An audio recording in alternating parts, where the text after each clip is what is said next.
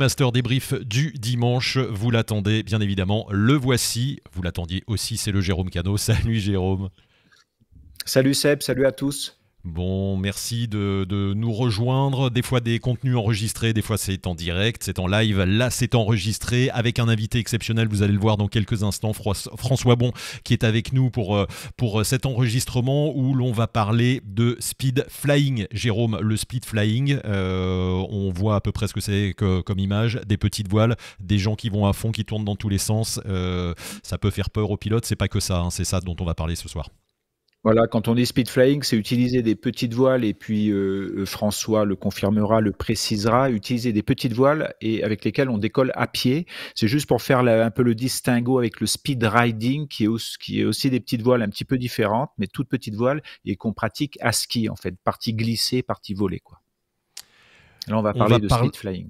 On va parler de speed flying. Juste avant, on va vous rappeler que Wingmaster, c'est une masterclass aussi. Il n'y a pas que ces contenus gratuits sur la chaîne YouTube dans le débrief. Vous pouvez aussi aller voir sur le site wingmaster.top. Vous avez une encyclopédie du parapente que vous présente Jérôme. Pour l'instant, 24 épisodes, 14 heures de vidéo. C'est énorme. Toutes les techniques du parapente. On apprend à décoller, on apprend à gonfler sa voile, on apprend les incidents de vol, on apprend plein de choses. Jérôme, tu as voulu montrer comment un pro vole, comment toi tu utilises ces techniques, hein. Voilà, je voulais partager avec tous les pilotes, qu'ils soient débutants ou pilotes confirmés, en fait, ma manière de voler, ce que j'utilise, comment j'utilise les commandes, toutes les différentes techniques, les outils que j'utilise en parapente, et puis partager ça avec tout le monde, quoi. Ouais. Allez voir sur le site wingmaster.top, vous avez toutes les infos, il y a un épisode offert, c'est vraiment un contenu extrêmement riche, c'est pour le prix d'une journée de formation, c'est vraiment un complément à votre formation et même si vous êtes pilote depuis d'une longue date, vous pouvez revenir voir des techniques. On a plus de 2500 abonnés et tous les gens sont vraiment très satisfaits de ce produit. Toutes les infos sur wingmaster.top. Allez Jérôme, on parle de notre sujet de ce soir, le speed flying. Alors il y a speed riding, speed flying. Vous allez nous expliquer la différence avec François Bon qui est ici. Salut François. Salut François. Tous. Tu es où? Tu es à quel endroit là? Dans quel pays? En Tarentaise, vers Val d'Isère. Ok, voilà. Vers Val d'Isère. Alors François, pour ceux qui ne te connaissent pas, de ce que j'ai vu de ta bio, tu fais du parapente en 86, du parachutisme, du base jump, de la wingsuit, de l'ultralight, instructeur de parapente, pilote de cross-country en Coupe du Monde dans les années 90, Coupe du Monde d'accro. Il est complet. Vraiment le palmarès, là, il y en a une liste comme ça. Tu as fait des ouvertures de speed riding et speed flying au Mont Blanc, l'Aiger, la Concagua, les Grandes Jorasses. Enfin, c'est impressionnant. Peut-être pour commencer, j'ai envie de te demander comment tu en es venu à faire du parapente et ensuite à réduire la surface du parapente pour faire du speed flying. Déjà, moi j'étais un gamin et je suis un témoin. Voilà, je suis un témoin de toute cette histoire du vol libre en France, notamment. Tu vois, voilà, tout simplement. Hein,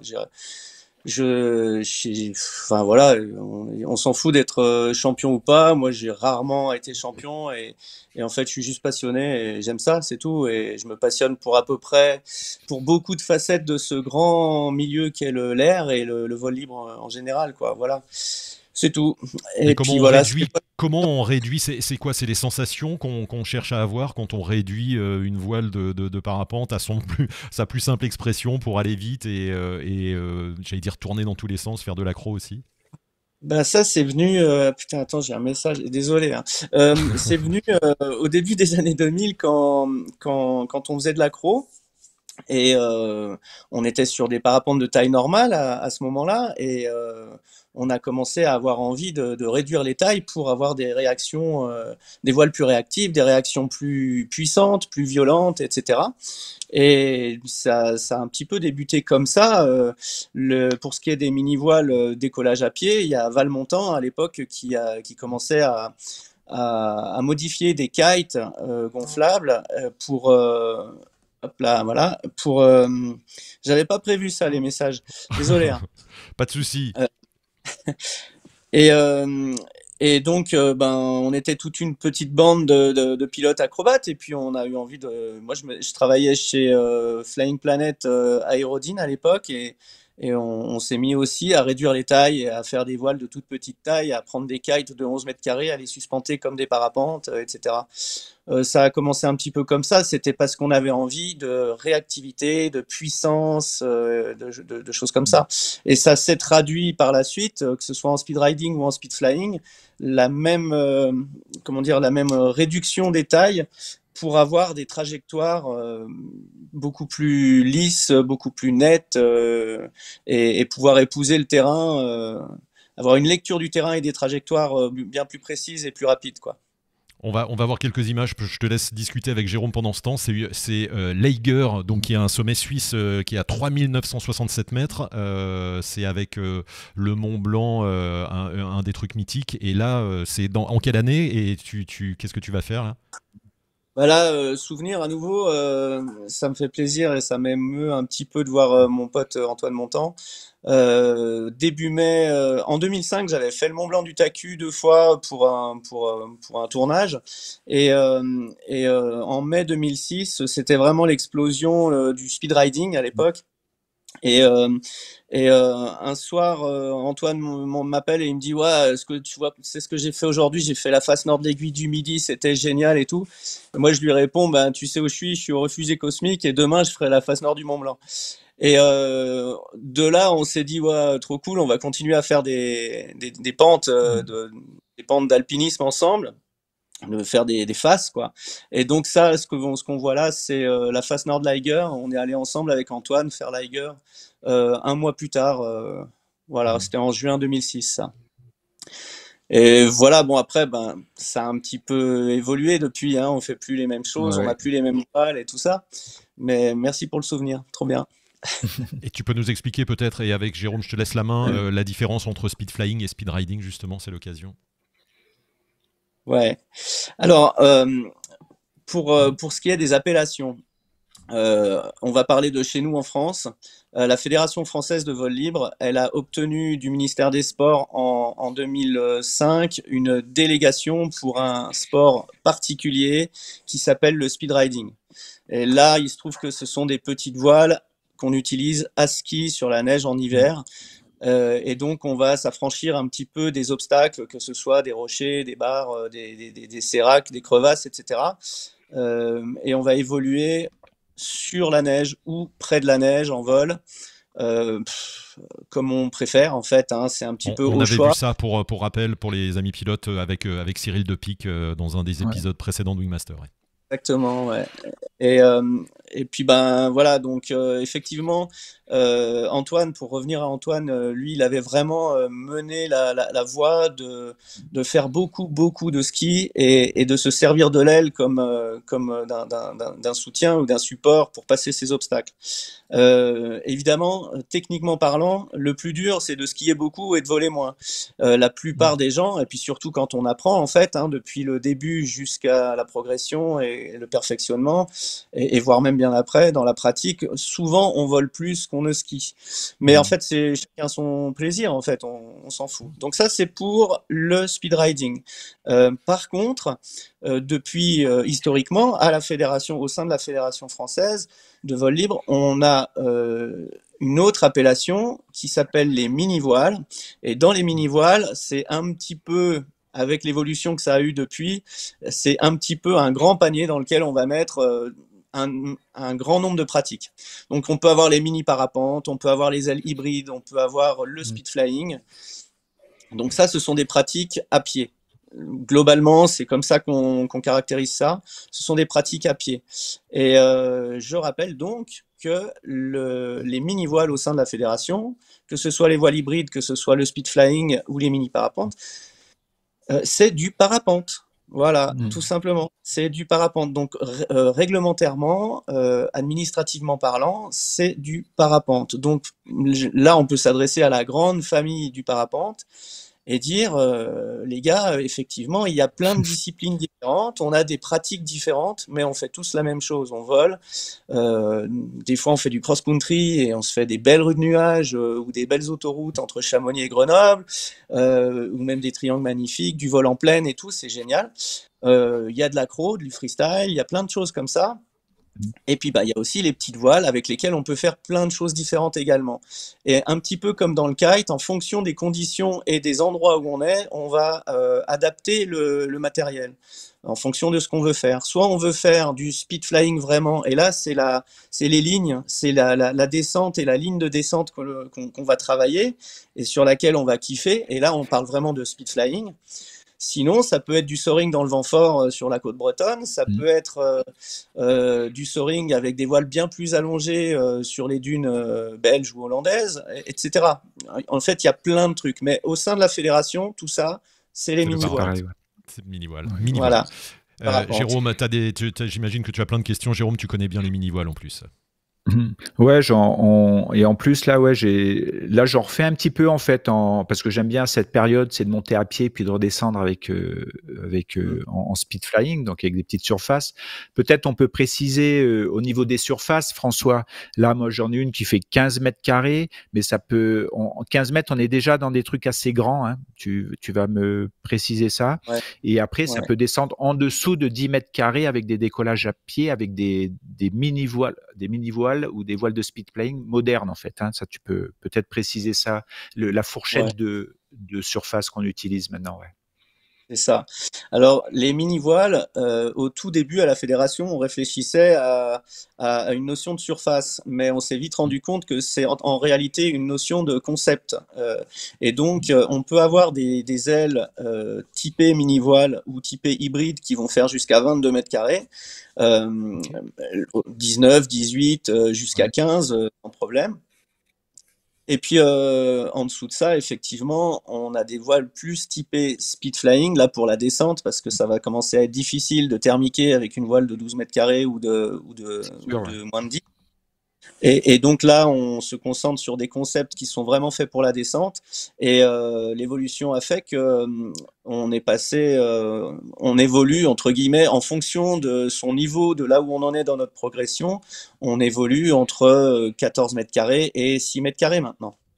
D'accord. Ok. Et on peut dire aussi, donc c'est ça, en fait, plus on est expérimenté, plus on a du volume d'utilisation et tout, et plus on va pouvoir diminuer la surface pour avoir plus de sensations. Et quand tu dis faire des lignes, on peut préciser aussi, c'est du vol de proximité, en fait. Il y a un truc qui est sympa en speed flying, c'est de voler près du relief, de longer les pentes. Donc il faut aussi que le matériel le permette. Si on a une aile qui plane trop, en fait, ça va devenir technique de se coller au relief, alors que un des avantages des voiles de speed flying, c'est quand on se met bras haut, ça a moins de finesse, ça va très vite et on peut voler vraiment près du relief avec énormément de précision en fait. Exactement, là, tu touches le bon point, c'est ça en fait. Soit on va garder de l'allongement et on va être plutôt dans du type soaring dans le vent fort. Et pour ça, on a besoin quand même de planer, mais on a besoin de vitesse, et comment dire, de changement d'angle assez précis et avec des battements d'angle assez grands. Soit on va privilégier donc le vol de proxy pour faire des lignes un petit peu comme un freerider en ski ou des choses comme ça, vraiment du vol de proximité. Et là, pour le coup, effectivement, il ne s'agit pas de planer, il s'agit de planer, entre guillemets, d'avoir des angles les plus raides possibles, tout en gardant un maximum de solidité structurelle, de résistance à la turbulence, pour pouvoir aller chercher ces belles lignes-là à haute vitesse et dessiner des belles courbes aériennes au ras du sol sur nos pentes alpines, quoi, tu vois. D'accord. Et je pense aussi un truc... Oui. Pardon, non, allez-y, parce qu'on parlait, tu parlais justement de passer près des lignes, etc. Je te lance ces images-là, enfin que vous connaissez certainement on va les commenter. Et pour moi, voilà, commentez, si vous pouvez les commenter. Alexandre Mule, c'est le genre d'image que l'on voit quand on pense speed flying. Là, c'est vraiment hyper engagé, et j'imagine que la plupart des amis pilotes qui nous regardent connaissent ce genre d'image. Est-ce que c'est vraiment ça et que ça, le speed flying? Parce que ça, on se dit, waouh, c'est impressionnant. C'est pas pour moi, quoi. Ben voilà. Alors moi, mon avis, quand je vois ça, c'est que c'est justement, ce sont des pratiques dans le speed flying. François en parlera aussi, qui sont très engagées. C'est du vol rapide, très près du relief, donc ça ne pardonne aucune erreur. Et si on pense que le speed flying c'est que ça, je comprends que 90% des pilotes n'aient pas envie de faire ça parce que c'est trop engagé. Ça peut être très joli à regarder, mais c'est pas que ça. C'est-à-dire qu'on peut, je pense, voler avec des surfaces un peu plus grandes et pas dans des canyons et avoir énormément de plaisir avec aussi beaucoup d'accessibilité. Quand je discute avec des pilotes, souvent ils me disent non, non, mais moi ça va trop vite, ce truc-là, je suis incapable de faire ça. Mais quand on essaye, on est plutôt, je trouve, surpris de l'inverse parce que ça gonfle super bien. Le décollage, on vole souvent en air calme avec ça. Et si on a de la place sur le décollage et à l'atterrissage, ça passe bien. On n'est pas obligé de voler à 2 mètres du caillou pour avoir des bonnes sensations. Donc c'est un truc qui devient plutôt accessible si on met un peu de côté nos croyances en fait. Par exemple, il y a un truc qui est flagrant avec les petites voiles, c'est que ça n'a pas d'inertie. C'est-à-dire quand on appuie sur la commande, ça tourne dès qu'on relève, ça s'arrête immédiatement et c'est très stable. Alors qu'en parapente, on a beaucoup plus de pendules, d'inertie et ça devient plus technique quoi. Voilà. Alors que le speed flying en air calme, on peut aborder cette pratique assez facilement, on va dire. Ça c'est mon avis quoi. Ouais, ouais, bah je prends ta suite, Jérôme, là, pour Ouais. confirmer. Évidemment, on voit des images extraordinaires, des images extrêmes, mais évidemment, on n'oublie pas qu'on a des champions du monde de cross-country en parapente et qu'on n'a pas leur niveau. Oui, Voilà, tout à fait. on a une équipe de France, on a un super niveau français en Coupe du Monde, des choses comme ça. Mais ces gens-là, ce sont des gens qui s'entraînent beaucoup, qui pratiquent beaucoup, qui ont des méthodes et qui ont de l'expérience. Et en fait, dans le speed flying, c'est un petit peu, c'est exactement la même chose dans toutes les pratiques, hein, d'ailleurs en speed riding, en voiture, en n'importe quoi, en fait. Et donc, évidemment, ce que l'on voit sur les réseaux sociaux, ce que l'on voit sur les chaînes en ligne et tout, forcément, ce sont ces athlètes-là. Cependant, en fait, c'est comme en voiture, hein, quand on passe le permis, on On va peut pas débuter s'acheter. quoi. On peut débuter, on a le droit en fait. Et puis ça prend du temps en fait de faire un pilote, de devenir un pilote et un pilote confirmé, ça prend du temps. Euh, Est-ce qu'on peut se voilà. Donc lancer, François, tout seul parce qu'effectivement, on voit la particularité, comme le disait Jérôme, on envoie la commande et ça y est, on fait une boucle. Est-ce qu'on peut s'entraîner tout seul ou est-ce qu'il faut passer par une école, un stage, venir quelque part vers chez toi pour s'entraîner? Comment ça se passe? Alors ça, c'est une question à plusieurs questions, en fait, Sébastien. En fait, il y a plusieurs sujets dans cette question. D'abord, juste pour terminer sur juste le sujet d'avant, effectivement, c'est impressionnant, mais ce sont des engins, des voiles qui sont différentes et qui se pilotent différemment. Donc, comme disait Jérôme, on va être agréablement surpris de voir que en réalité, ce sont des ailes qui sont assez simples, qui sont très réactives, très précises, mais qui sont simples sur les mouvements de pendulaire. Le tangage, on a en général des cônes plus courts. Le tangage, il va partir fort, mais il va s'arrêter tout de suite. Le roulis va être beaucoup plus énervé, plus radical, mais ça va plutôt être une question d'impulsion en pilotage, mais dès qu'on arrête, ça s'arrête. Des choses comme ça, en fait. Ce sont des voiles qui, en général, sont faites pour avoir une résistance à la turbulence qui est bien supérieure. Et puis, en plus, vu qu'on descend dans les tailles, on a une charge à l'air qui est bien plus grande, bien plus importante, et donc on va, entre guillemets, selon les tailles et selon les conditions, on va plus traverser la masse d'air que la Que la subir. subir. Voilà, et donc ça fait qu'on est dans des pratiques qui sont vraiment différentes, et on pourrait se rassurer par rapport à ça en fait, et dans ce cas on pourrait aussi conseiller aux gens mais venez essayer, en fait, vous êtes un pilote euh, confirmé en parapente, venez voir le changement que ça apporte, venez voir l'adaptation que ça va vous demander pour découvrir ces sensations-là. Et du coup, là, je reviens sur ta question, Sébastien. Où est-ce qu'on apprend?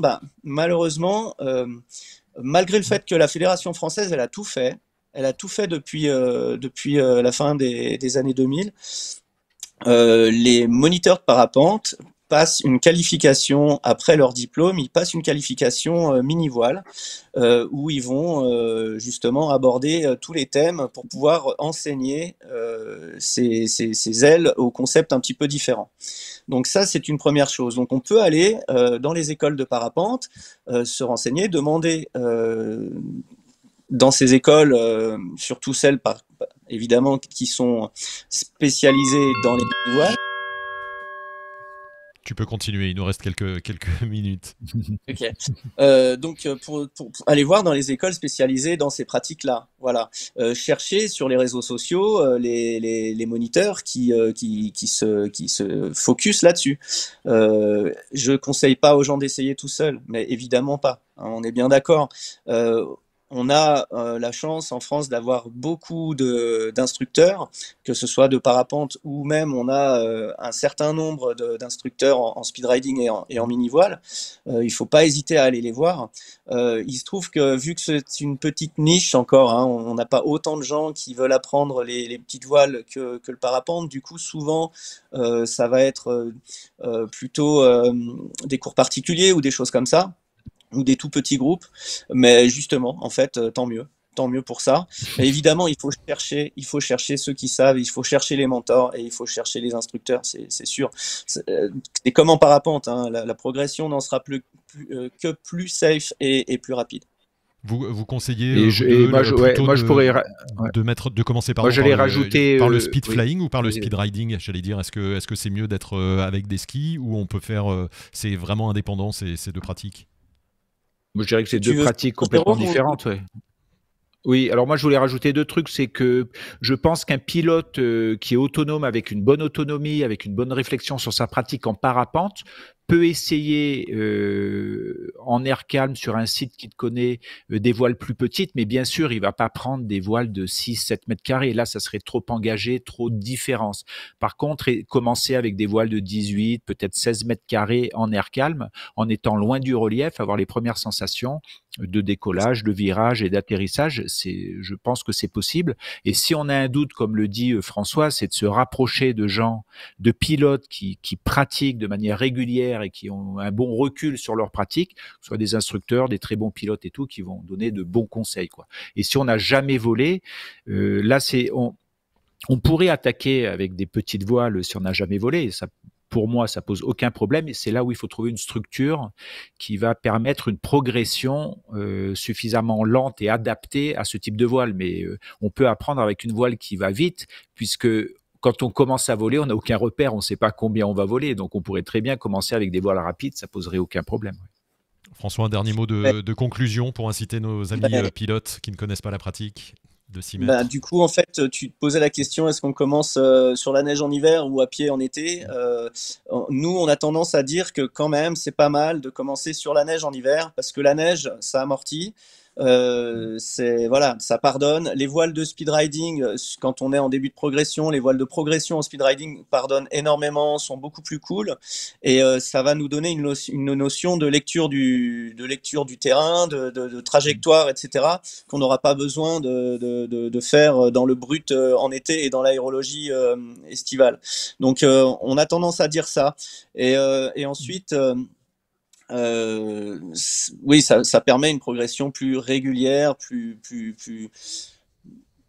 élongée, techniquement parlant. Et en plus, il va y avoir peut-être plus de structures qui proposent du speed riding que des structures qui proposent du speed flying. Donc, ça peut attaquer l'hiver en speed riding avec le choix dans différents endroits, différentes stations, pour basculer après en speed flying de manière plus, comme tu dis, plus douce, quoi. Faire une transition plus douce, quoi, que de faire parapente, speed flying, quoi. Ouais. Et juste un François, dernier petit. Oui, vas-y, un petit dernier mot. Oui. Nous, on s'adresse là à notre monde à nous du parapente.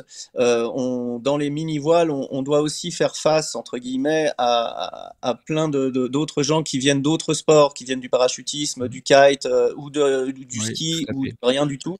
Et c'est d'autant plus pour nous, c'est d'autant plus, ça nous demande d'autant plus de précision pour essayer de faire en sorte que chacun s'adapte en fonction de son vécu et des pratiques qu'ils ont déjà. Et par conséquent, c'est d'autant plus important de commencer entre guillemets sur la neige en hiver, tu vois. Et un dernier mot pour conclure, parce qu'on ne l'a pas fait dans l'intro. Ouais. Level Wings, tu as co-créé cette marque et vous proposez des mini-voiles, justement. Vous êtes spécialiste là-dedans, des mini-voiles, des sellettes, tout le matériel pour pratiquer ce sport. Ouais, c'est ça, c'est ça. C'est ça C'est l'idée. une passion. Ouais.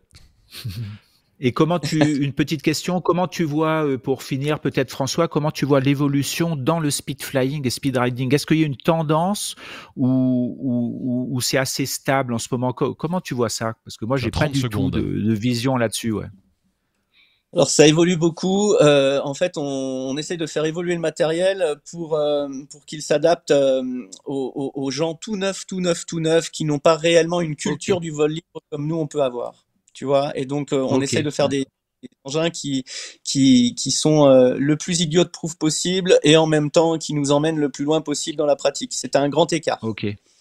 Ok, merci d'accord. François, merci Jérôme, vraiment hyper intéressant. Je suis sûr que vous qui nous avez regardé sur ce sujet, ça vous a donné envie de tester, de voir ce que c'est que le speed riding, le speed flying en tout cas, et les mini-voiles. Allez voir le site Level Wings pour le matériel.